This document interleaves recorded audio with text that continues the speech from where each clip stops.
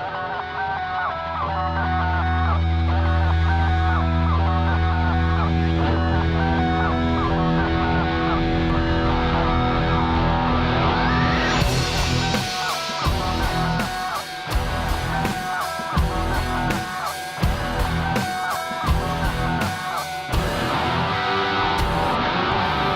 is going on out there, everybody? Episode 12 of the All Around Sports Podcast with your host, Jim McAllister. Hey guys, sorry we're dropping this episode a little later than we want to. Obviously, we were trying to drop this on Friday, but you know what? Life happens.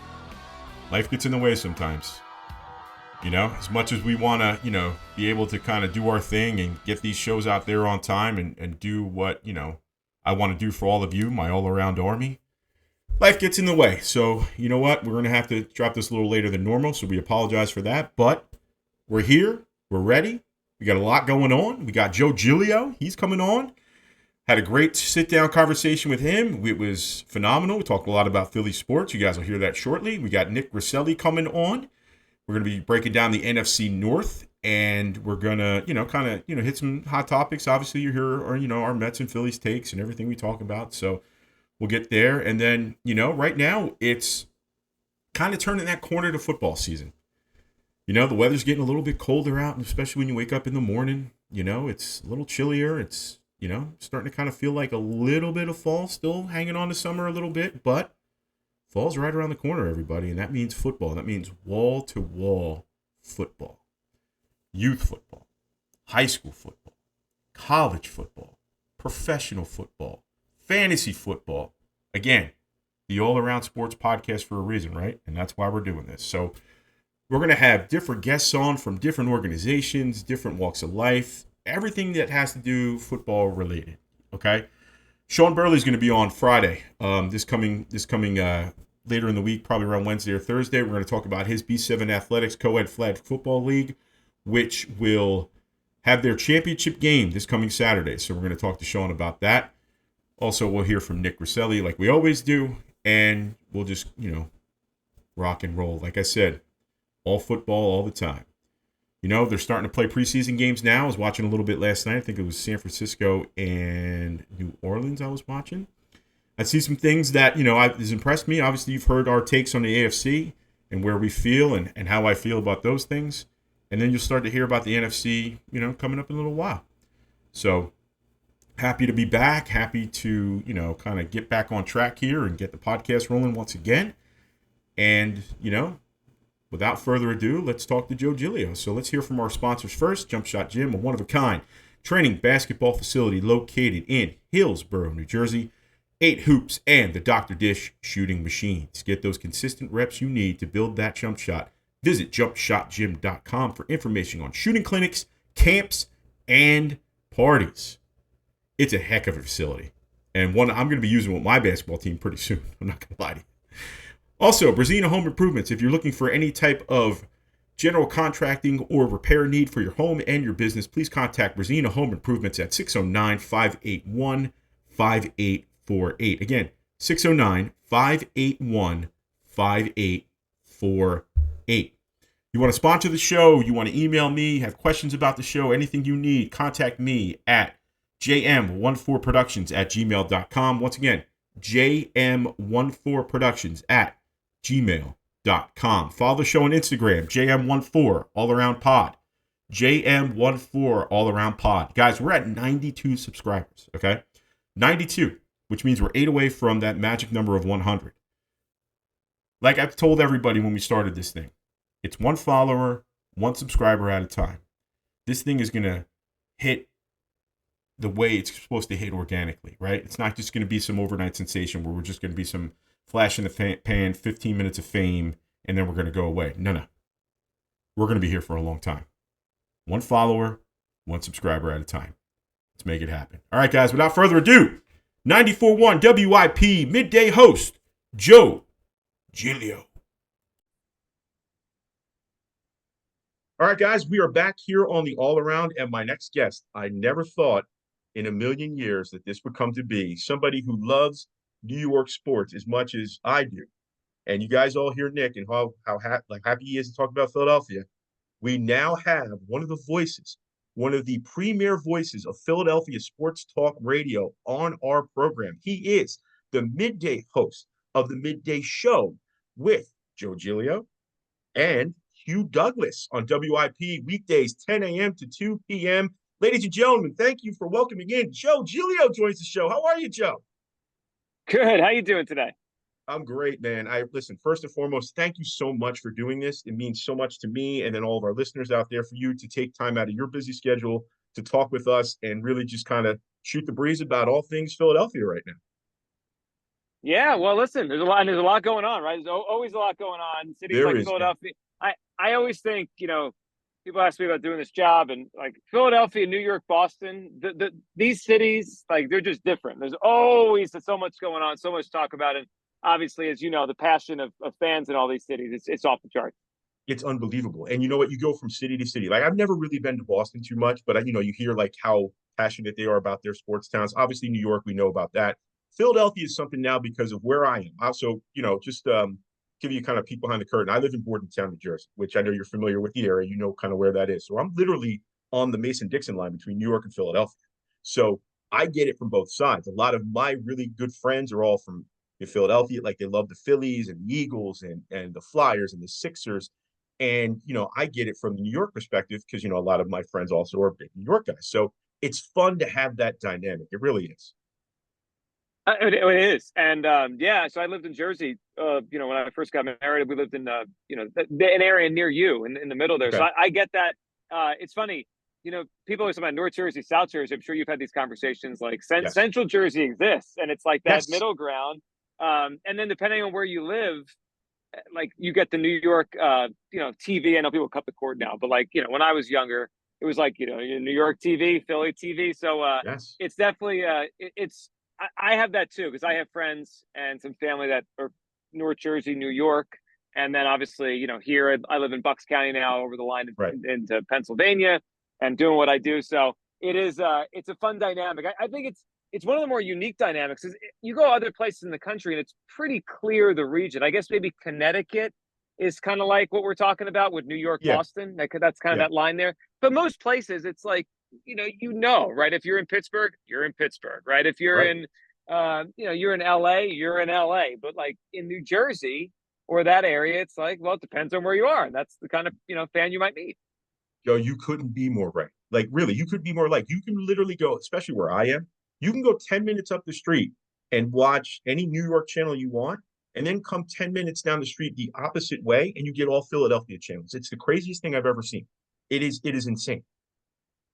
It's wild, yeah. And then Yeah. with that, it obviously dictates fandom, especially when kids are young, right? Like what teams they're going to root for, Right. and kind of the world you're in. So now it's a great area, and obviously with so many passionate fans in Uh, Pennsylvania, New Jersey, New it's York. the It's best. awesome. It's the best. I remember fondly, okay, one of the coolest things that I was able to witness as like kind of a younger adult is that um FAN and I believe it was WIP did a show at the Chickies and Pete's that is literally 5 minutes down the street from my house. And it was around the time where the Giants and the Eagles were playing a playoff game together. So both of their midday shows at the time did a show together there. And it was cool because it was like, again, the Mason-Dixon line. Like this is kind of the heartbeat. If you go 10 minutes one way and 10 minutes the other way, you're right smack dab in the middle, which I thought was one of the coolest things. That is cool. I'm trying to remember the game. Was that 2000? Was that when the I, Giants played? I think so. I think it might have been either 2000 or 2000, Oh 08. maybe oh So 08. they That you're so they bringing up bad memories of oh 08. I know. Well, that was the two. So I'm just thinking in my head, Giants Eagles playoff games over there. Yeah, 2000 is the one the Giants won. Ron Dixon correct, returned the touchdown to start the game. correct. Right, Yep. Giants are the 1 seed. You guys go to the Super Bowl. Oh 08 Yes, is when the Eagles came in as the 6 seed and upset the Giants as they were correct. trying to defend the title. Yeah, well, that was Yeah, when remember Plaxico shot himself like a month before yes, that whole thing. yes, Yeah, it was yes, wild. yes. All right. So the Giants, in my opinion, were the best team in the league that year. They're coming off the Super Bowl. Obviously, nobody thought they would beat the Patriots. They had this crazy win. Then the following season, they were the best team in football for about 13 weeks. I mean, their running game was unbelievable. They were clicking on all cylinders, and all of a sudden, Blackshear goes to the Copacabana, wherever he went, shoots himself in the leg.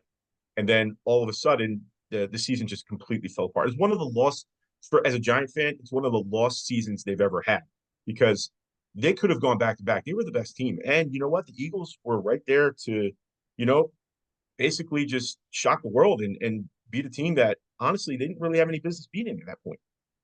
So I agree with you about that season. And it shows a couple things. Obviously, the Plaxico thing was unique, right? That was like a weird thing that's once in a lifetime. But it just shows how long NFL seasons are. That you could look like the best team in September, October, and like by the time January hits, you're not. Obviously, that was that Giants team. And if my memory serves, I think they beat the Steelers that season, who went on to win the Super Bowl. Like, I think your case is real. Like, they probably were the Yes, best team. they They came did. to that Giants team came to Philadelphia, and I think they ran for like 200 something yards. They ran all over the Eagles. I thought they were the best team too. And then, then by the time we get to January, it's like they're not the best team anymore. Like they changed, No, right? They missed yeah, Plaxico. They couldn't replace that. It's funny because not quite the same, but last year's Eagles similar in that they yes, were 10-1 coming off a Super Bowl appearance, and it's like they're going to go back to back in the NFC. And then by the time the playoffs rolled around, it's like they're terrible. Like yeah. they're going to lose. They have no shot. I'm glad you brought that up, Joe, because I wanted to ask you about this. Because again, I have a lot of Eagles fans in my life. My father-in-law, my brother-in-law, a very good friend of mine, who's my wife's uncle, and my co-host Nick are all, I mean, die-in-the-wool Eagles fans, Joe. I mean, they're like the diest of the diehards. Okay, what do you think went wrong with that team last year? So I have two things that I think were really the central things. One, and I think it's almost been under talked about because it's not as I don't know, it's not as sexy, it's not as buzzworthy. Their defense just stunk, right? They lost 6 starters off the Super Bowl team. Howie Roseman, who I think is a great executive, did not have his best offseason replacing those guys. They re-signed a couple of corners who were good the year before, and then it felt like they aged a little bit last year. Slay was still good, Darius Slay, but not great. And Bradbury went from really good to bad. So Well, I just so he think they did had the a bad. same thing. Not to cut you off, Joe, Yep. but he did No, the I know he same. goes up and down. Yeah. Right. The Giants, he had, Bradbury's a perfect example. So the Giants kind of did the same thing with him in Carolina. They pick him up his first year. I believe he was even an all pro. Like he was that, Mm-hmm. or a Pro Bowl. One of those. He was that good. The second year, he fell off a cliff. And he did it here. Same thing. I mean, he came in, it was Yeah. a great pickup. They go to the Super Bowl, and then they re-sign him, and he stunk. So I think their defense was just bad. They went from having a top 10 defense to bottom 5 defense. That's number one. The second thing is something went wrong, and there's been a lot of reporting on this. Tim McManus last week, ESPN had a kind of a detailed story on the disconnect between Nick Sirianni and Jalen Hurts. And this is just my theory after like putting together all the dots and connecting them. If it felt to me that so they lost their offensive coordinator from the Super Bowl year, Shane Steichen. They replaced him with Brian Johnson. Now, Brian Johnson wasn't just their quarterbacks coach. He's known Jalen Hurts since he was 4 years old. Jalen Hurts' dad coached Brian Johnson in high school. Like these two are like, like family, right? And Mhm. and they make him the coordinator. And from everything we've heard, it seemed at some point Nick Sirianni, the head coach, way things were going and kind of like took away Brian Johnson's ability to like actually run the offense.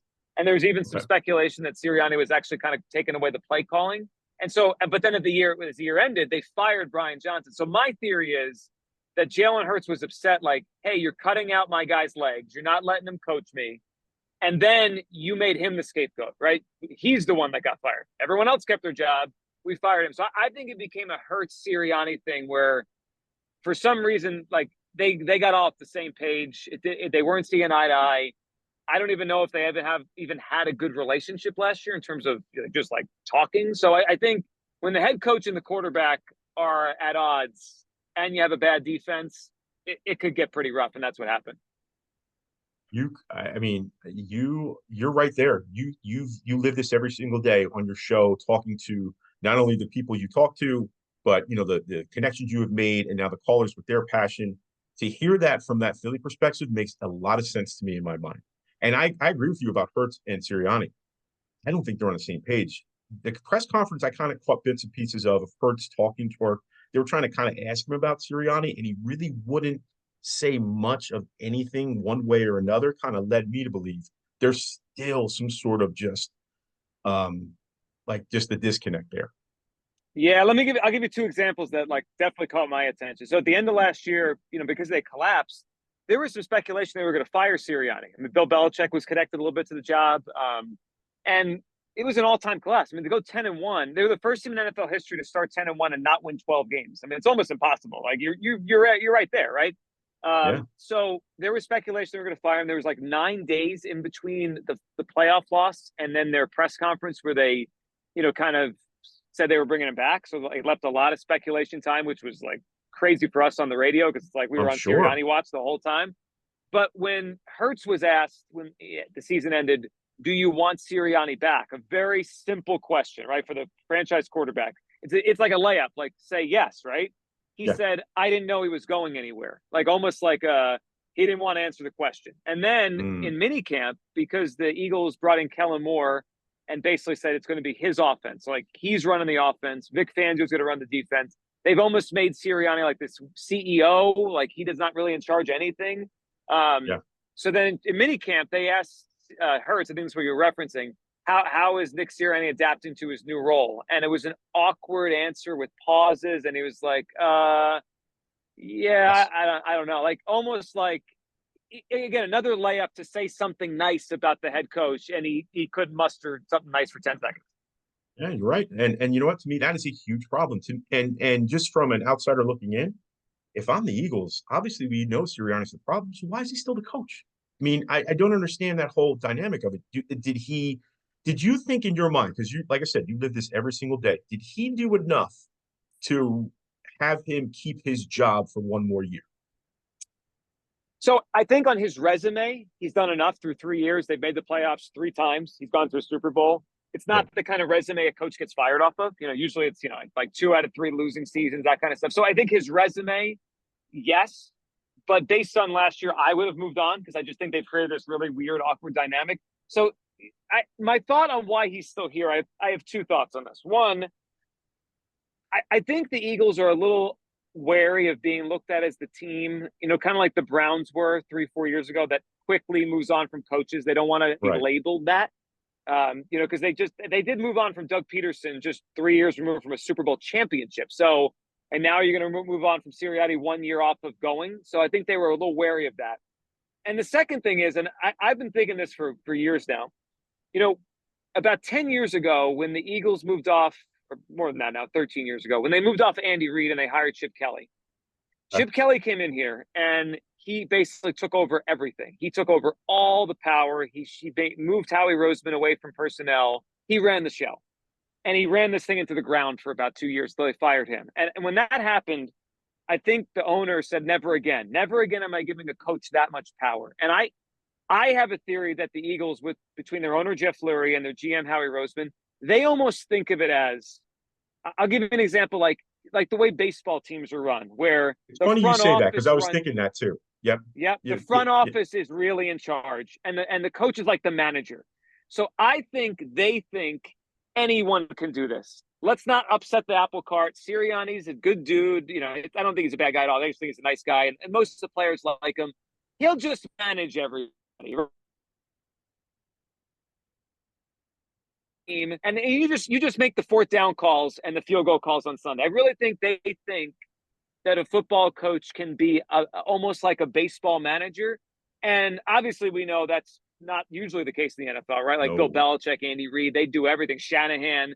But it has, for the most part, if you think about it, worked for the Eagles. Because Doug Peterson, although he called plays, he wasn't a power-hungry guy. He was okay with whoever you want on the defensive coordinator. So they've done this formula for the past 7 or 8 years, and they've been to 2 Super Bowls. So I think they think this is their way.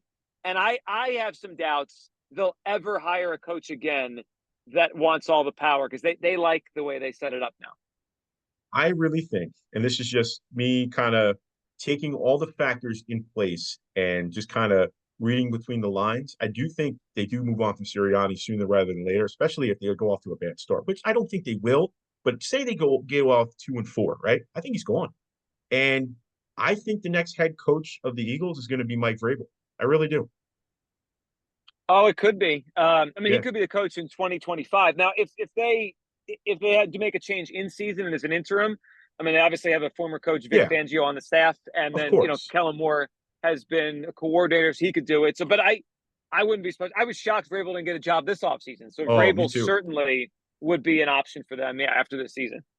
I think if you were going to pull the trigger on Sirianni, last year was the time to do it because of who is out there.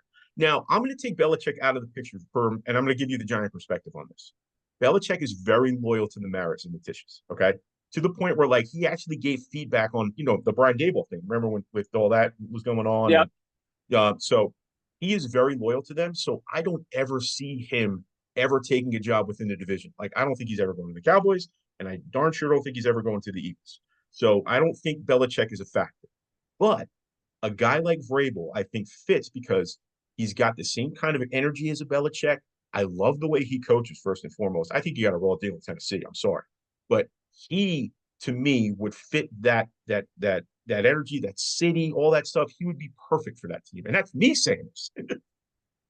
I think he would be. We had a lot of people, the listeners, that wanted him, and so I made the point similar to what you just made in January that, yeah, Sirianni's probably resume, he deserves one more year, but it was last year a really historic coaching group. I mean, Belichick was out there, Vrabel was out there. I mean, it was who's who of great, coaches with crazy resumes, but they chose to sit it out, and we'll see what happens this year. But yeah, Vrabel. I mean, I'll be shocked if he's not a head coach somewhere in 2025. I mean, he went to an AFC Championship game with Ryan Tannehill. Like, if you get there with Ryan Tannehill, you can coach. And it wasn't like they were blowing teams out. Like, they had to grind their way through wins. He won in New England. He won. They beat that Baltimore team that was in 1 seed. He's a good coach. They did. He's a great. I'm a huge Mike Vrabel fan. I really am. I think he is a tremendous head coach. And I to the point where you just said about how he, like that. I don't under. How do you not look at this guy and not want him to run your team? I don't get it. But hey, listen, we're not the ones making the decisions. That's for sure. Well, you're right. Boy. I mean, and NFL coaching decisions, it's wild. It's really. I mean, think about it. Like, the Falcons had a chance to hire Bill Belichick, and they chose Raheem Morris. I mean, nothing against Raheem Morris. He probably deserved a second shot because he worked his way back up the ranks after getting fired in Tampa. But, like, I just say that as a sentence. Like, the Falcons chose Raheem Morris over Bill Belichick. And you're like, what are these guys doing? I think Kraft had a part of that too. I really do. Like, again, I think you're right. Yeah, I think you read between the lines there. I think there was some smoke with the whole thing with Kraft and Belichick and how that whole thing ended. All right, I want to switch gears with you here real quick. Let's talk about a team that, I'm going to be honest with you, as a kid and still to this day, there's some guys on that team. When I hear their names, I actually start to cringe. Chase Utley comes to mind. Shane Victorino comes to mind. Okay. Mike Lieberthal comes to mind. All right. For some reason, those three guys are just, I can't even tell you how much cringe I get when I hear those names. But you live it every day. What is your opinion on the Phillies and where they stand right now? So it's obviously been a bad, month and a half. I mean, they started off as the best team in baseball the first 2 months. It's ironic. The Mets series in London is kind of where things shifted on for both teams. The Mets took off since then and have got themselves in the wild card race, and the Phillies have come back to earth in a big way. Now, I think I don't have any doubt the Phillies are going to win the division because they still have a big cushion over Atlanta and the Mets. But the question is, are they going to be ready for October and play like they did, in the beginning of the year, or even the last couple of Octobers, World Series appearance and NLCS appearance? I still feel okay about them, not as confident as I was, about a month ago. But the one thing I've noticed that it's hard, they'll never say this because no team ever will. I think a lot of what's gone on the last month is they've taken their foot off the gas. Ranger Suarez is a guy who was a Cy Young contender early in the year. He had a sore back, nothing structural, but he's also at his innings high for his career. And they've just basically shut him down for the last month. The Dodgers do this every year, right? The Dodgers have a big cushion, and they're like, Clayton Kershaw, go take 2 months off and see if you could be ready for the playoffs. So I think part of the last month and a half has been they're trying to, get themselves rested enough for October, and they're almost taking their foot off the gas. Now, there's some danger to that, though, right? Like, can you put your foot back on the gas? Can you rev it back up? So that's really the concern right now. It's not collapse. It's not missing the playoffs or losing the division. It's what kind of Phillies team will they be in October? They've been pretty good in these big moments the last couple of years, so I think they will be again. But if you'd asked me 3 months ago, I would have said they're going to win the World Series. Now I feel like, they're one of 5 or 6 teams that probably will win the World Series, but I don't feel as far and away they're the best like I did a few months ago. I agree with you about the whole thing about them taking their foot off the gas. I think they've been coasting now for about 6 to 8 weeks. I really do. I was fortunate enough. I went to very last minute. I went to the Yankees, the Monday game between the Yankees and the Phillies. I took my three boys and we went. And the atmosphere in that building was something. Honestly, it felt like a playoff game. There was so much just excitement in that building that night. It was an unbelievable atmosphere. But I also think that they have nothing to play for right now. And I think because of the fact they have nothing to play for, like you said, just get ready for the playoffs, get ready for the playoffs. But when that light comes back on, when it is time to play, I think this team will be ready, and I think they're the team to beat. I really do, and it's hard for me to say. It really is hard for me to say, but they have everything you want in a championship team, top to bottom. Plus, I love Harper as a leader. I love the fact that he's really transitioned to first base as well as he has, and it has allowed that lineup to lengthen and be deeper because of it. And I really feel they're probably the best team, I think, defensively I've seen them be in a very long time. And all those components are going to kind of wiggle its way into October and make them, to me, I think, a team that's going to be not only a tough out, but I think they're going to go I think they're going to the World Series this year. I really do. I do too. And the other thing that's interesting about them, I feel like, and again, they haven't said this because they can't. I feel like they know there's a sense of urgency with this group because they're not young, right? They're not 35, but they all will be soon. Wheeler's about 35 already. Nola's in his, I think, 33, 34-year-old season. Harper has hit 30 now. Schwarber's about 32. Castellanos is over 30. Trey Turner, who is not a very good defensive shortstop anyway, I think he's going to have to move off shortstop pretty soon. He's in his 30s. So, we've seen this story before. I've seen it, we've all seen it with a million baseball teams, players. Yes. Once they start reaching that 33, 34 mark, decline it. So, how long is this run going to last? I mean, they're all under contract for a while, at least the big guys. So they'll be here, but it wouldn't surprise me if a year or two from now, we're like, I don't know, they're only okay this year. Are they even going to make the playoffs? Like, this is their best shot. The Dodgers aren't as great as they have been in years past. The Braves are obviously down with Strider out, with Acuna out. I think the Mets, I know you're a Mets guy. I think the Mets, look, I think David Stearns is really sharp. The owner has a ton of money. I mean, they're going to go after Soto and Corbin Burns. Like, the Mets could be a real problem next year. And the Dodgers probably only get better when Ohtani takes the mound next year and they have another year under their belt. So I keep saying this, like, it's not just let's hope the Phillies win. It's they better win this year. Otherwise, they're probably not going to have ever as good of a chance as they have right now. Couldn't agree with you more, Joe. And to your point, there's two things you said I want to kind of react to. Okay. The first thing is Zach Wheeler. Okay. So as a Mets fan, seeing Zach Wheeler up close for the first 6 years of his career, I never thought in a million years he'd be the pitcher he is right now. It still boggles my mind.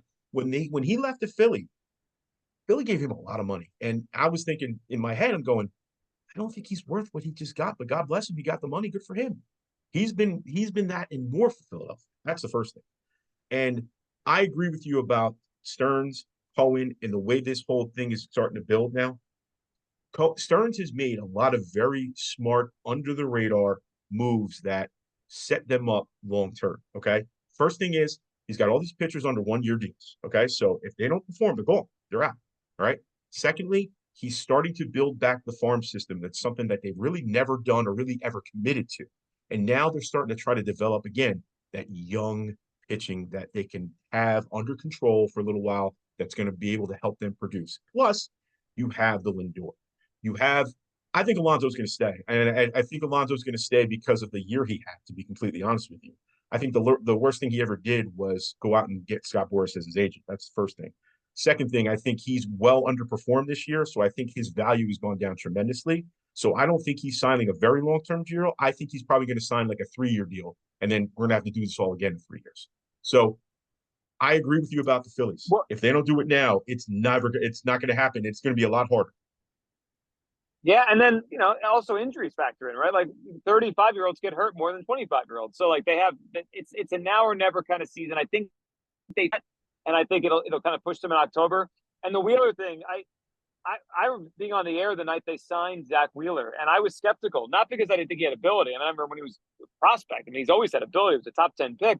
but it was all those injuries. And Yes. that's the part that's been remarkable to me. He stayed so healthy as a Philly. It's just they got him at the right time. And, I had a chance to talk to him down in spring training this year. He's obviously, I always thought he was a nice guy, good dude, but like he's driven and like he takes his craft so seriously. I think sometimes these guys mature at just different ages. And I think as a Met, it was injuries, and he didn't reach that mental stage yet where he knew what he was doing. And then he got here, and it's like, I mean, you watch him pitch, and it's like I'm always surprised whenever the other team has 3 runs against Zach Wheeler. I'm surprised. I just expect 1 or 2. He's pitching tonight, 1 or 2, and I'd say this season, without looking, I'd say if he's made, I don't know where he's at, maybe 20 starts, whatever the number is. I would guess probably 16 of the 20, it's 1 or 2 runs or 0. I mean, it's most games, have an occasional once every 6 weeks, someone will hit him for 3 or 4 or 5 runs. But like most games, it's amazing. He's just so consistent. And now he goes deep into games. Like he'll go 7, 8 innings every time. Yes, he will. Yes, he will. He's got the easiest 98-mile-an-hour fastball I've ever seen. It just comes out of his hands so easy and just so in control. Then all of a sudden you look at the gun, it's like 98, 99. Okay, well, good luck trying to hit that. You know what I mean? All right, one more thing I want to catch up with you too, and we're going to switch gears one more time here. There's two topics I want to hit with you before, I know you're, the Sixers. Okay, I want to talk to you real quick about the Sixers. I think having that matchup between the Knicks and the Sixers this year in the first round was so great for not only just like the area that we are in right now, my household, because my wife's a diehard Sixer fan and I'm a diehard Knicks fan, so you know how that went. And 3, this is probably the first time in a very, very long time that both teams are really, really good at the same time. Well, I think it was the first playoff series between the two teams since '89, which is like insane. It is. It always. So in my life, it's always felt like the two teams are in different wavelengths. It's just they're never good at the same time. Obviously, the Knicks had the whole '90s, and then as soon as the Knicks fell, that's when the Iverson Sixers, got good, went to the finals, had a little run, and then you go back to the little blip the Knicks had with Carmelo, and the Sixers were mediocre and then beginning their process, right? So they weren't any good. Yep.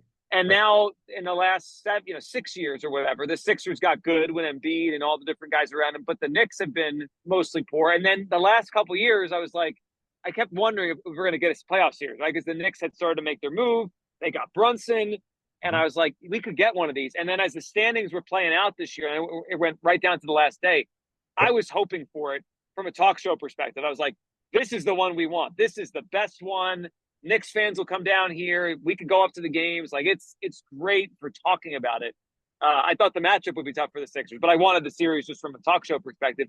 It was awesome. I thought it was the best playoff series of the whole NBA playoffs. It just happened to be a first round. Without a doubt, Joe. Without a doubt, it was the best. It was the best playoff series of the entire playoffs. I could not agree with you more. And I have a newfound respect for Joel Embiid. I'm going to tell you why. He darn near killed the Knicks on one leg. Yeah, I mean, Joel physically, when he's right, he's amazing. Unfortunately, he's always not right. But the game 2, I mean, when the Knicks stole that game in game 2 up in the Garden, and then the shot by Maxey in game 5 was I mean, that was like that was like Reggie Miller all over again. It was nuts watching that. Yeah. And then I got to tell you, because here, so many people, if not our fans or alum, everyone here remembers those Knicks kids when they played at Villanova. So there's like that connection to them. And every call after every Knicks win that we got on our show of that series, people just kept saying they wish the Sixers played like the Knicks. They wish Josh Hart was on the Sixers. That guy, Josh Hart, is the best rebounder at that size I've seen since Charles Barkley. To be that size and get 17 rebounds, he plays with his hair on fire. I hope we get another Sixers Knicks next year. It'd be awesome. I do too, but I hope it's in the Eastern Conference Finals next time, honestly.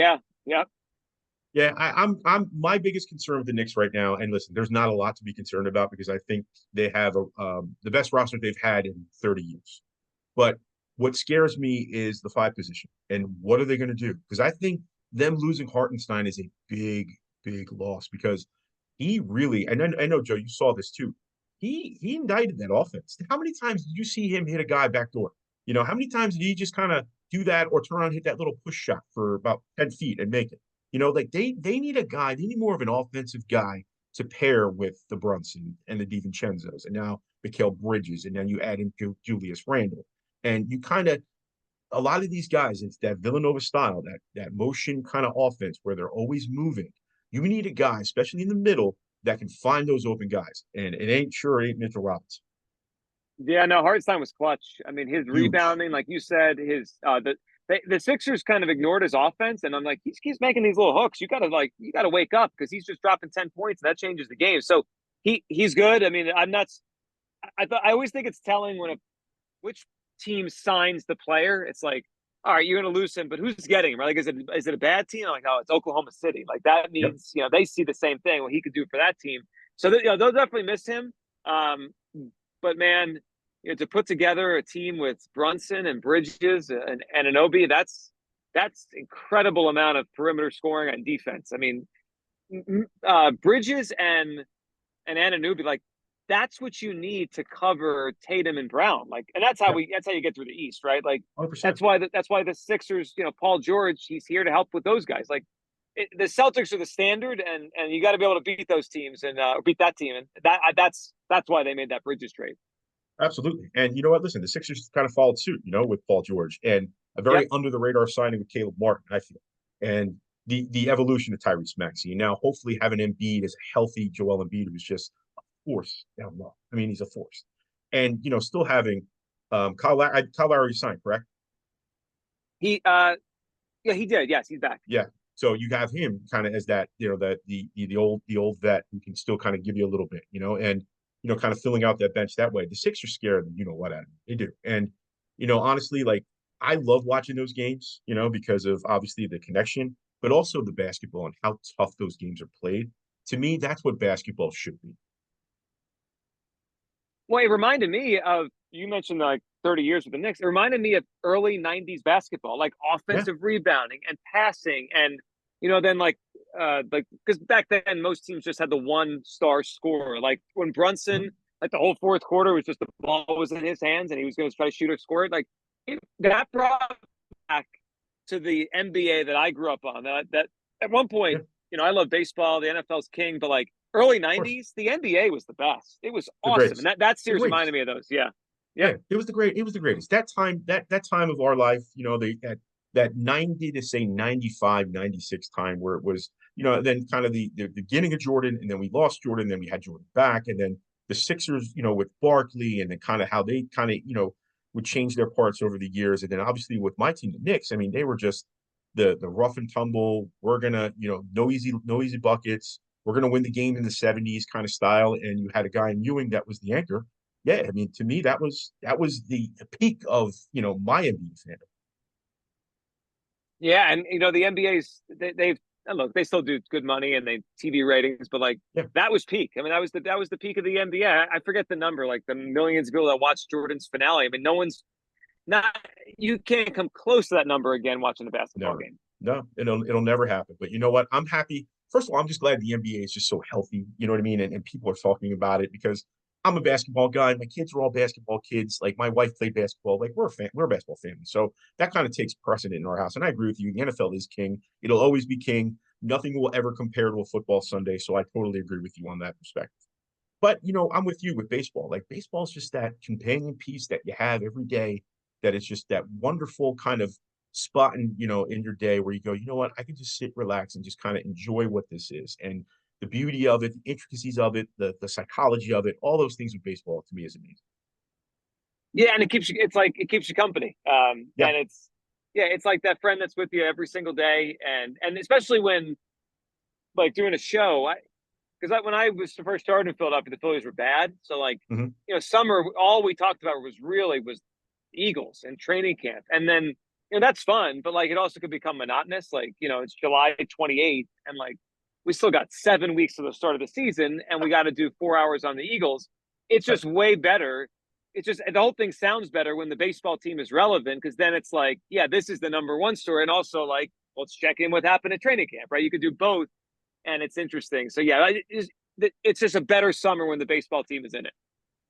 And you're 100% right. And you know what? We've been thankful, especially for your perspective. Philly's been a great team now for the last 3 or 4 years. My team, they're so up and down. I'm hoping they start building consistency now, but hey, listen, I like where the direction the team is going, but we'll kind of see where that goes. Which kind of leads me to my next question, and then we'll start kind of winding down a little bit. How did you get hooked up with the WFAN Fantasy Phenom?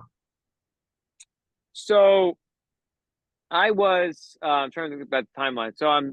So it's 2012. I got married in 2011, and when Okay. I first got married, I was doing local talk radio, and actually on the Jersey Shore. That was my first job. I was on the Jersey Shore, and I would do there's a show called the Shore Sports Report, and it was basically like talk radio for high school football and high school Yep. sports. And the idea was like, hey, we're going to cater to the parents and the kids, and like bring on the players and the coaches and the quarterbacks.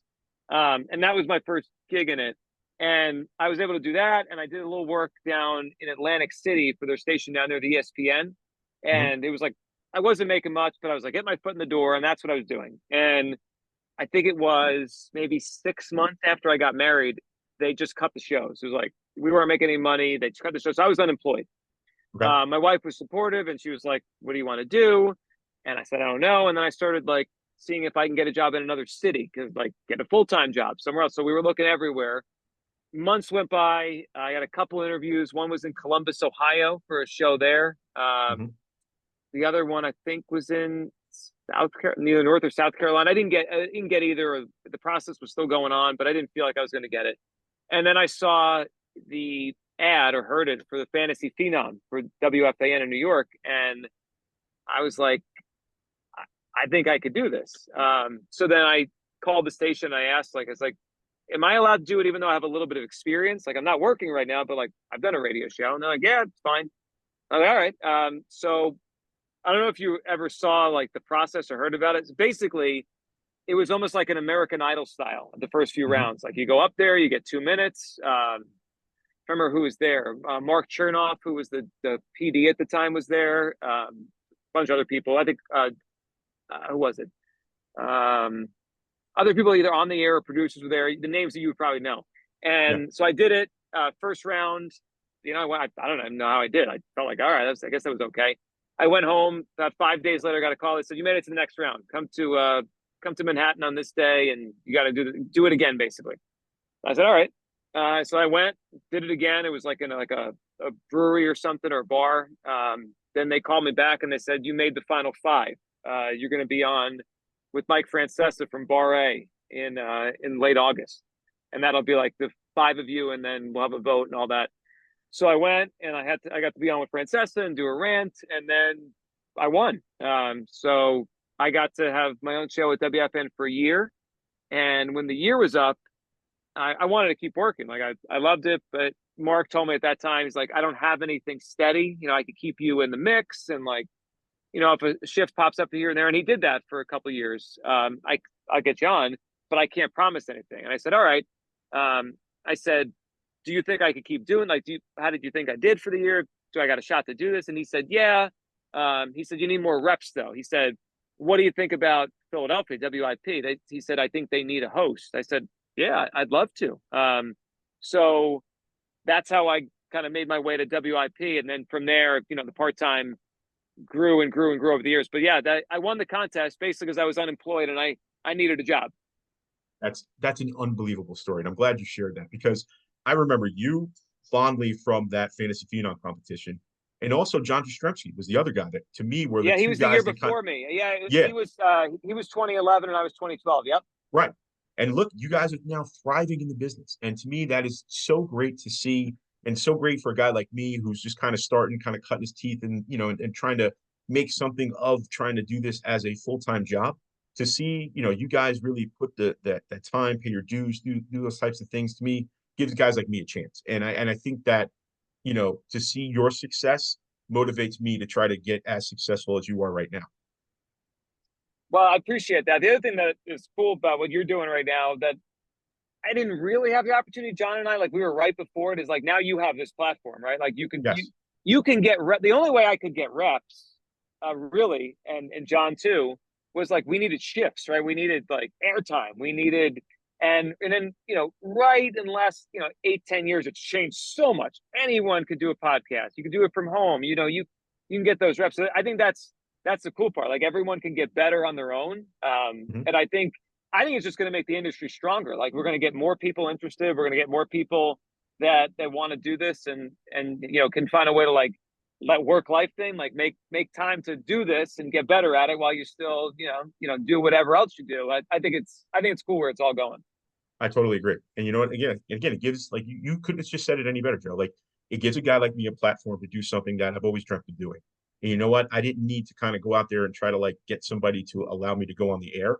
I can kind of create my own air and be able to, expand the way I want to do it and do it at a pace that I want to feel comfortable doing it at, and being able to, more or less, like you said, get your reps, try to get better, hone your craft, understand what your style is, how you want to go about things, approach things, and kind of see where that goes. And again, like, I said this in the beginning, I'm going to say it again right now. You didn't have to do this. And for you to take time out of your day, I know, you have children and you're, a husband and father, and you know what, you have a full-time job. To even just take the amount of time that you just created for me is something I cannot thank you enough for. Well, you're welcome. Listen, I appreciate you inviting me. Glad I could do it, and good luck with this. And the last thing I'll say about what we're just talking about with the platform stuff. Yeah. Like yeah. you get to create your own luck and moving forward, right? Like by doing this and getting better and bringing people on.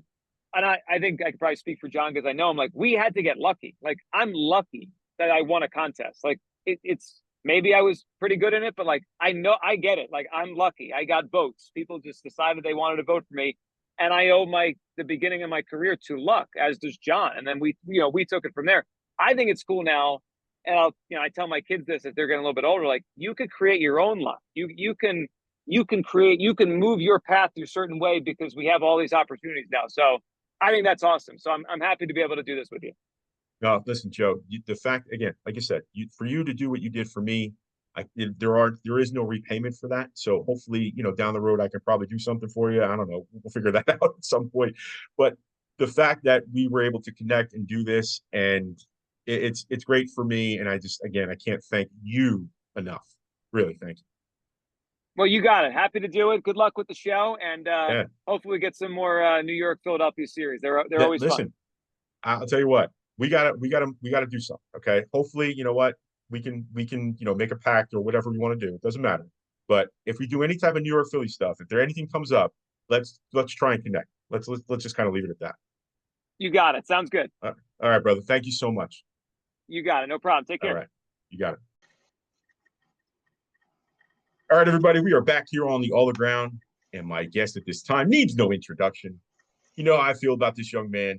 He's a generational talent. He is Mr. Philadelphia. Ladies and gentlemen, Nick Rosselli joins the show. Nick, how are you, my friend? I'm good. What's up?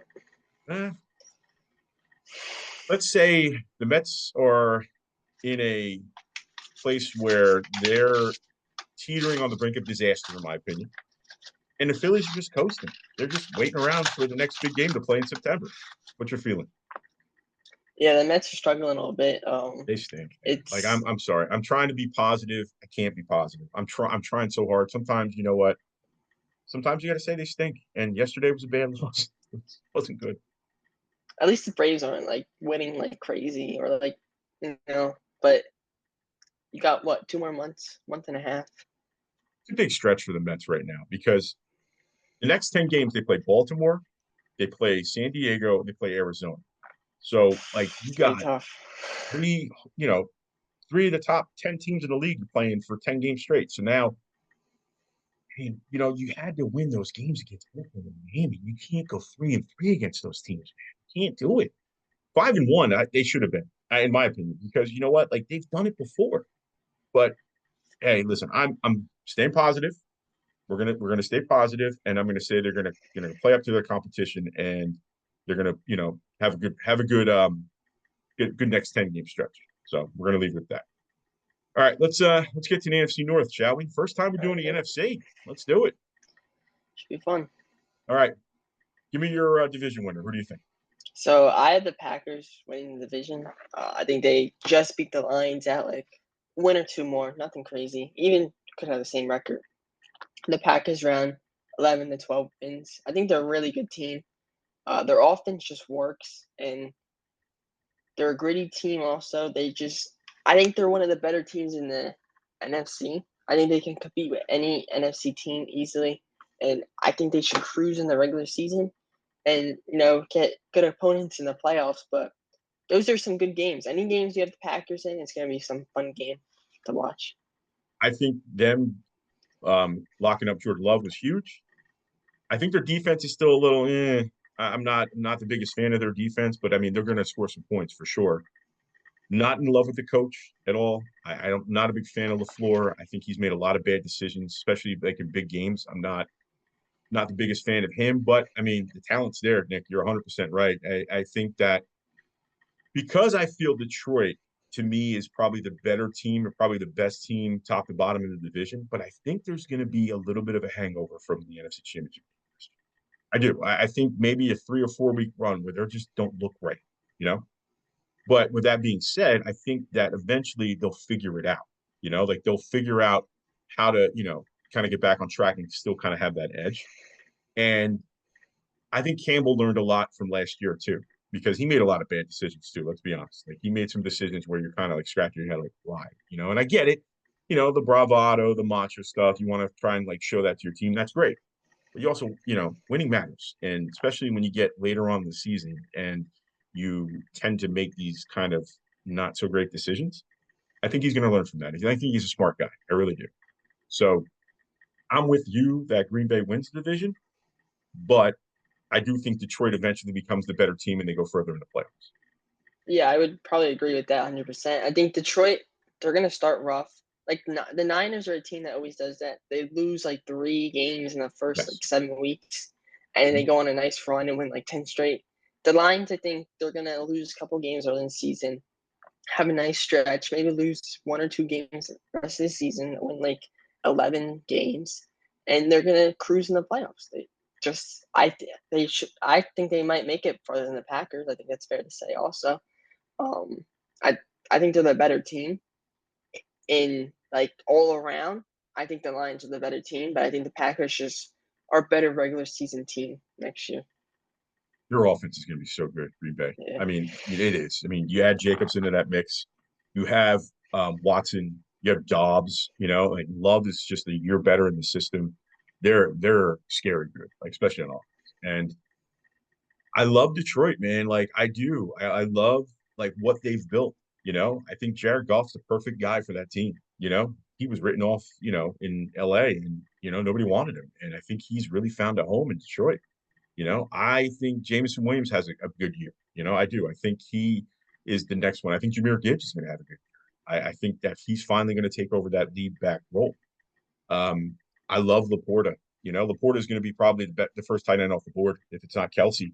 It's either him or Kelsey at this point. Yeah, the Lions' offense is one of the. I love their offense. Like overall, they have it's such a fun offense, and Gibbs, Williams, Laporta. I had him in fantasy. I picked him up. Yes, you did. Crazy. Yeah, good offensive line. They're a good offense, and defense again, pretty good. So I think their team overall is better, and they're gonna have more success in the playoffs. Got to make better decisions. I mean, like that really to me is their big thing right now. You got to make better decisions in late game or crucial situations. Maybe sometimes it's better to punt than to go for it on a 4th and maybe a 4th and 3. Like maybe be a little more not so risky. You know what I mean? Play it safe a little bit. I'm not saying that's what you should do all the time. I think still there's some times where you got to say, you know what, go get me a first down, but not all the time. You know what I mean? It's sometimes just you play the percentages. It doesn't work, Which brings me to my. Go ahead. I'm sorry. Yep. I was going to say, yeah, both teams in the playoffs last year, they were really close to beating the Niners. And the Lions were even, they were winning by like 10, 17? They had a 10-point lead in the fourth quarter, and they blew it. Yeah, exactly. So that should say right there that the Packers were close, but they were such a low-scoring game. It was really nothing. But the Lions, were the Packers ahead at halftime in that 49er game? Did they come from behind? I don't know. It was like 7-10 or something like that. Like halftime. I don't remember. Something. Yeah. Nothing's jumping off the page with me, but I know that obviously San Francisco won, but forget how that game kind of played out. But again, I think Love's a real deal, man. Like they made the right decision. Like it was time to move on from Aaron Rodgers. And listen, I hope Aaron Rodgers plays great with the Jets. I'm not saying anything bad about it. But what I'm saying is, you know what? Sometimes you just need to make that move. You know what I mean? Like sometimes it's just okay. Thank you for everything. You did great. Like you're gonna be a Hall of Famer. You're being the Packers Ring of Honor, all that fun stuff. But you know what? It's time. And Love showed now that he was the right guy at the right time. I agree with that 100%. Yeah. So that brings me to who I think is going to be the surprise team in the NFL this year, and that is the Chicago Bears. I'm not the biggest Caleb Williams fan. Okay. I haven't been. I thought he was overrated at USC. I didn't see it. I'm sorry. Like, I still don't kind of see why everybody thinks he's the #1 quarterback. Okay. But, dude, they got some weapons. They got some weapons. Like, when you look at their team, there's no reason why they can't score 30 a game. If you have a guy like Keenan Allen, okay, paired alongside DJ Moore, and then that Aduzne kid they just drafted as your third receiver, you better be scoring some points. Yeah, their offense is really good. It's a fun offense. You know, Caleb Williams, even if he doesn't have the best year, he's not the best. They're still going to be a decent team in the NFC. There's not much competition overall in the NFC, and they should win. I think they win 8 to 9 games. A lot. I think they should, because just what teams are really going to compete with them as much? You know, you got the Vikings in the division. They're always hurt. I think that offense is just going to beat on other defenses in the NFC mostly, and they're going to win games. I don't think they make the playoffs. I think they're a borderline team. Yeah. But I think Williams has a decent year overall. You know, nothing crazy, but a decent rookie year. And their weapons are just going to have a really good year, and it's going to help them out. You better. I mean, you know, like if you're going to be the #1 pick in the draft and move on from Justin Fields, then you better be the real deal. And you know, you got people's jobs on the line here. Like if Williams doesn't perform year one, Eberflus is going. Like they're going to get rid of him. Which I I think don't they think he's probably that should have. good either. Yeah, I think they should have got rid of him last year. Like if you I knew agree. that you're gonna basically kind of start over again, then I think you need to go head coach, quarterback. You can't do both. I don't think it works, you know? I mean, even, you know, and we'll get there, but the Giants are kind of in the same situation, but that's for another show. That leads me to Minnesota. What are the chances you think Justin Jefferson gets moved? I think it's really low, honestly. I think the thing is, even if they're really bad this year, I think Jefferson still is going to get some targets overall. And then next year, you know, JJ McCarthy's coming back because now he's hurt for the rest of the season. But I think he would want to see how it is with JJ McCarthy. He might be really good, and you know, you want to stay with that, and you might have success. But I don't know. They're a tricky team. They're not going to be that great this year. They're really hurt. I mean, they losing McCarthy this quick is a killer for them. Yeah, you know, and I don't think he was going to start. I don't think he was going to start week 1 anyway. I always thought it was going to be Darnold, but yeah, dude, like you know, you spend that kind of draft capital on a kid that you expect to kind of take over, say week 5, week 6, and now he's done. You know, their defense. I know they just signed Stephon Gilmore, but how old is Stephon Gilmore? 30. like He's in his 30. 30s now. Yeah. Like that's okay. Yeah, he's going to be a nice depth piece. Okay, but he's not the same guy he was in New England or even in Jacksonville when he was Defensive Player of the Year. Like he's not that guy anymore. Okay, their defense is terrible. Like their defense is not good, and I don't love their team. You know, like I just think they're rebuilding. You know, like I mean, they have Jefferson, they have Hawkinson. Okay, 2 star players on offense. Okay, if Darnold can get them the ball, great, but I don't see where they're winning games. You know what I'm saying? I don't. I just don't see where they're winning games. I don't think they're a good team. Yeah, I would agree with you. I think Darnold, he might not have the worst year, honestly. No, I agree. Yeah. Yeah, but I think their head coach is also decent. He's a really I think he's a good coach. You overall. like O'Connell? I do. I do like him. So I don't know. The jury's out on him. Like I don't have really an opinion one way or another on him. I haven't really seen him in a situation where I felt like in a big game he kind of blew it. You know? So I don't know. I mean, was he the coach when the Giants beat him in the playoffs? That's what I was. You know, it's funny. I was thinking about that too. I was just in my head. I'm like kind of doing the Rolodex. Was he the coach? Was he not the coach? Yeah, I don't know. think he was the coach. I think he was. I do too. I think he See, was. I think it yeah. was his first year. So, maybe just see how he is. I would give him at least 2 more years. This year, next year. If he's bad next year again, then there's reasonable reason to get rid of him. But I think he's a good offensive coach. yeah, Again, I just 100%. want to see him make decisions. I mean, I think in coaching, especially football, because I think coaching is really the only sport where it's a really like a significant factor. Maybe basketball too. I think that has something to do with it. But I'm going to be honest with you. I think it's really more football where like you really need like a very strong head coach to game plan, to motivate, and to really make the right decision at the right time. Right.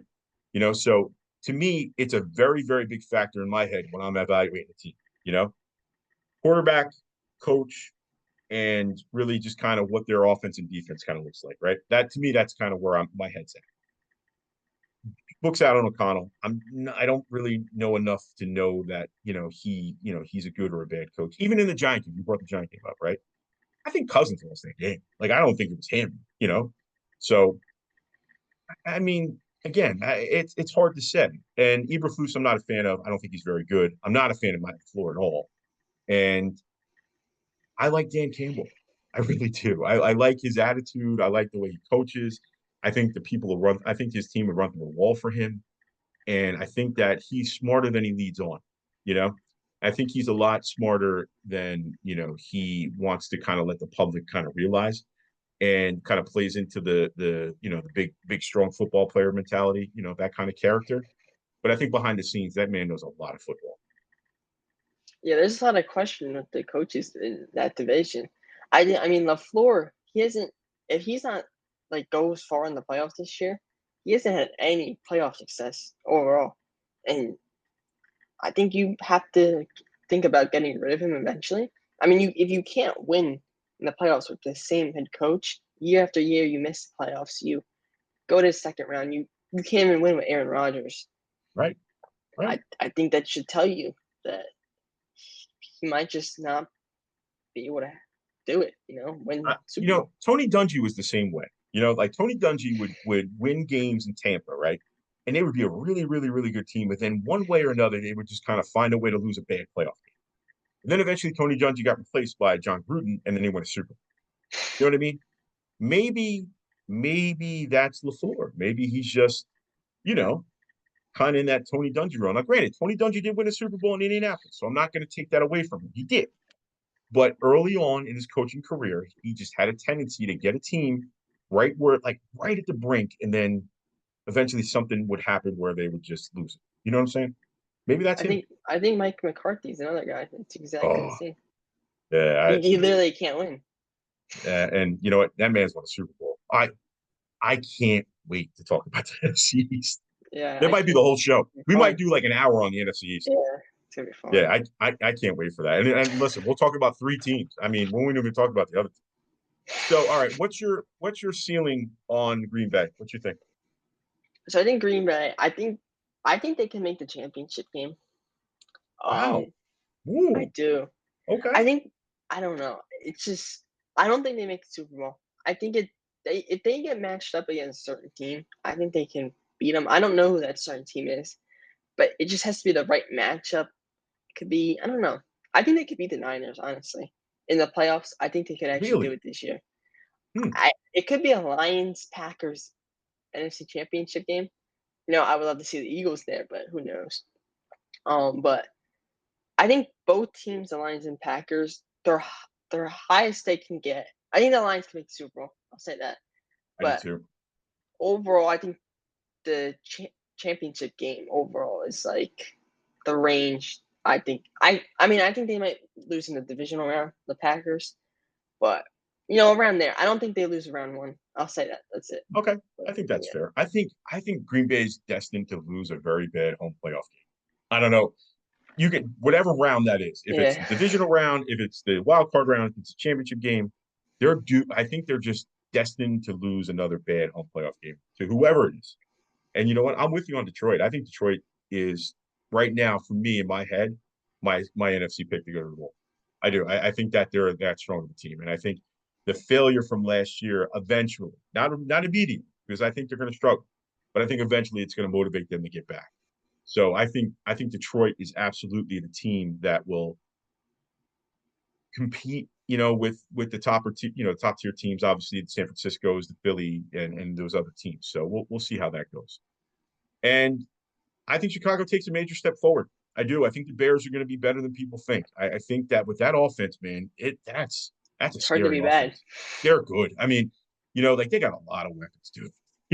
They do, and I think that's going to eventually get them to win some games. Now they're going to be in a bunch of shootout games, but I think eventually that they'll kind of figure that whole thing out. And I think we're both kind of in agreement that Minnesota's not Yeah, they'll be probably a top 5 draft pick. there. Yeah, I think so. Have you followed any of the college stuff? Have you seen any of that stuff? Not really, honestly. I saw that Georgia was ranked preseason ranked number 1. I saw that, but besides that, I haven't really got into it too much. But I wanted to ask your opinion on something college related. What is your feeling on the 12-team playoff? I think honestly, to me, it's a little bit too much. Okay. I think like 8 is good. 4 is like too less. Like I don't think that was enough in the beginning. I think 12's too much. I would have put it right at 8.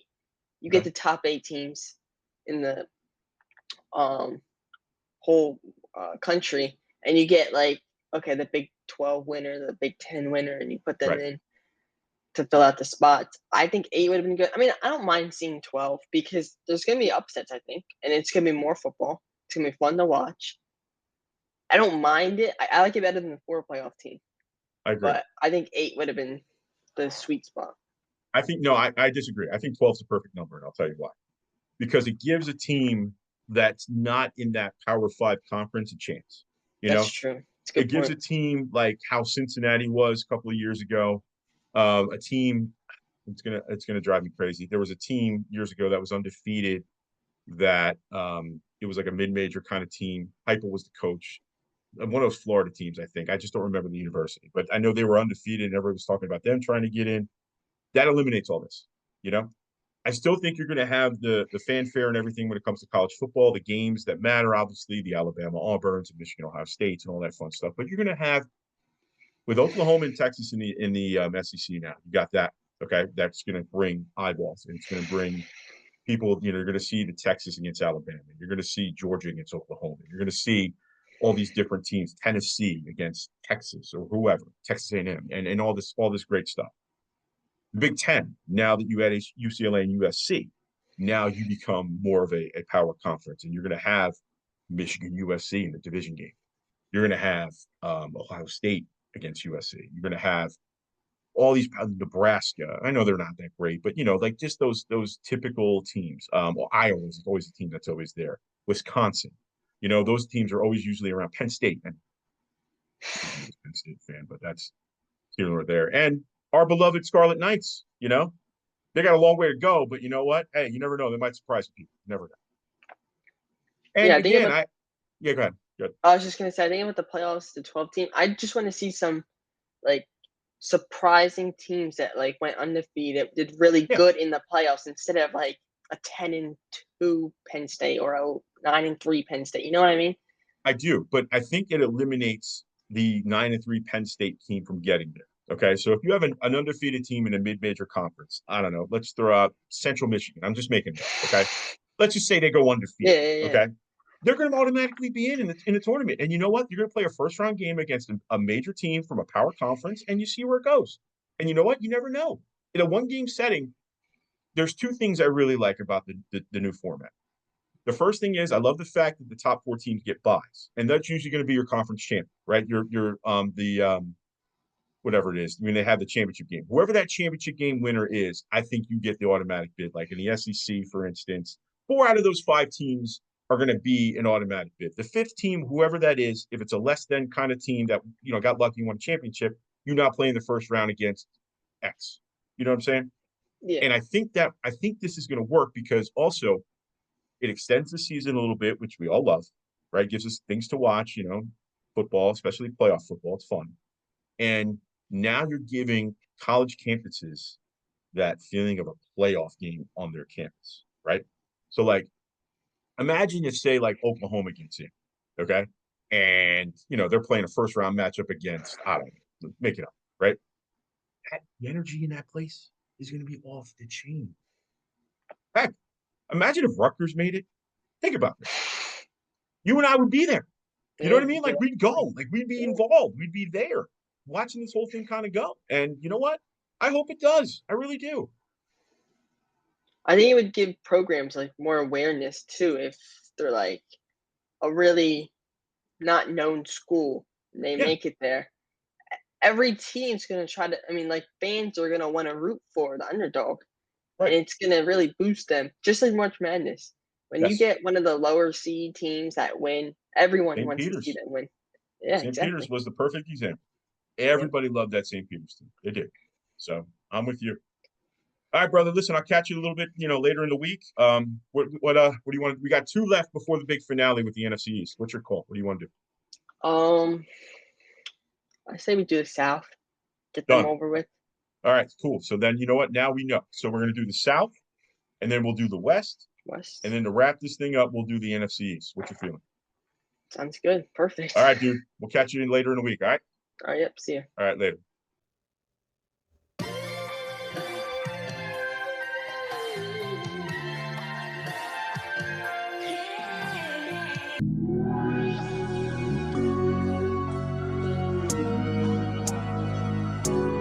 Kissing and hope they cut us, whether they like or not. I wanna show you up. I wanna show you up. I wanna brag about it. We're back here on the All Around Sports Podcast. Never know what you're going to hear opening the show. Actually, that's not true. It's more towards the end of the show, but that's okay. This actually is my wife's favorite song. Shout out to my wife, because if she didn't give me this idea, this platform, this opportunity, we wouldn't be 12 episodes deep into this thing. And just, there's nobody I love in my life more than her, really. Nothing, It's truly a blessing. I hope one of these days that all of you can be so fortunate enough to find love and support the way I have. And I'll leave it at that. I want to thank Joe Giglio. Tremendous person, great guy, had some great thoughts and opinions about things. Loved talking to him, hope to talk to him again. Nick Rosselli, what can I say? The man's a genius. I don't know what else to say. He's just, he is an unbelievable kid, and he has a bright future in this, this industry if he really wants to kind of take the next step, in my opinion, And that's just not me being a family member of his. I just really strongly believe that. I really do. I think he's an unbelievable kid. Unbelievable kid. I'm excited, man. Football, again, we're right at it. And, we're going to be out and about locally. We're going to, be at the high school football games. We'll try to catch some youth football games as well.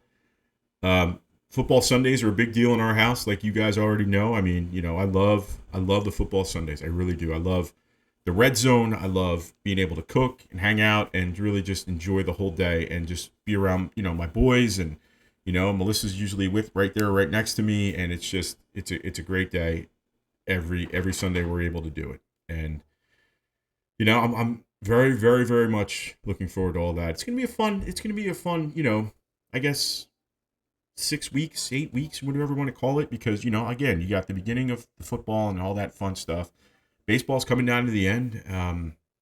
As much as the Mets want to blow it, they tend to kind of hang around, and we'll see what happens. I'm just hoping against hope that they start to get hot and make a run. I really am. And, I want to stay positive. It's hard sometimes, by watching this team, as you know, it's hard sometimes to stay positive. Just things that you see, you just want to just shake your head like, oh, why? Why are we doing this? Why are we doing this right now? But like anything else, when you're a fan of something and you love something as much as, I love the Mets, you're right there, right next to them, cheering them on like we always do. And, that's what sport's all about, man. Like, it's just the ups, the downs. You appreciate things a lot more. How many life lessons do you learn through it? And enjoy it, because you never know. I mean, you never know when, especially like youth sports, for instance, like being able to kind of watch the journeys of my children and watching them kind of grow into what they're going to become. It's the greatest feeling. It's the greatest thing that you can ever experience as a parent, and watching that, being a part of it, being able to kind of give advice when advice is needed, or sometimes give advice when maybe they don't want to hear it, and but also understand that what, you don't ever discourage anyone from doing what they want to do and what they want to become or be, or just really love and follow your dreams. And if that's you want to become something in sports, do it. If you want to become something in something else, do it. Just be positive, be inspired, have something inspire you.